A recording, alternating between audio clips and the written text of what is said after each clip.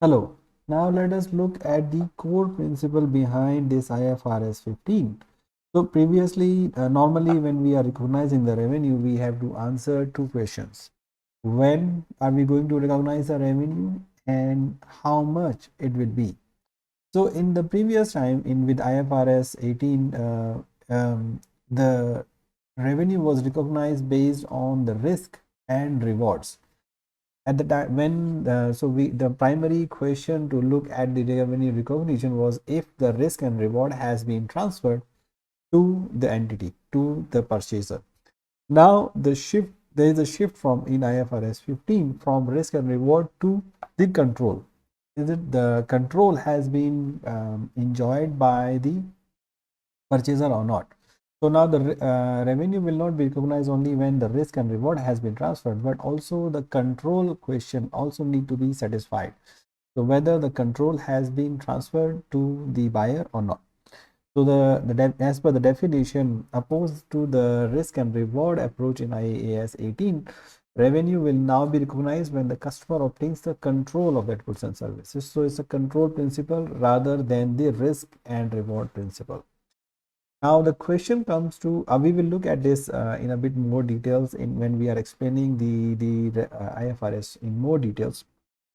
So the next question is how much.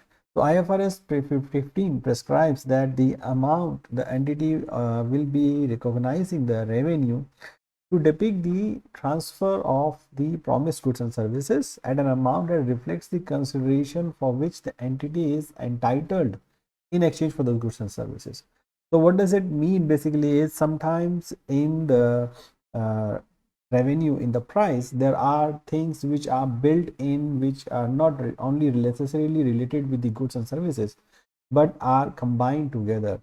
So the revenue recognition need to be specific to those goods and services which are being transferred, not the others. For example, time factor, time value of money. Let's say you are selling something at today and asking the customer to pay 1 year later, but you are obviously adding a charge, right? If you are selling in cash, you are selling at X amount, but since you know the money will not come for 1 year, you have added certain percentage and say, okay, this is the price. In the past, the revenue was recognized for the transaction value.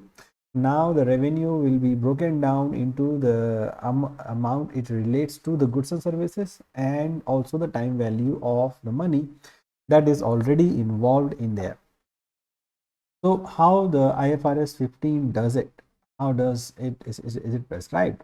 So IFRS 15 has prescribed a 5-step model, which we are going to look at in details in the coming slides, what that 5-step model is.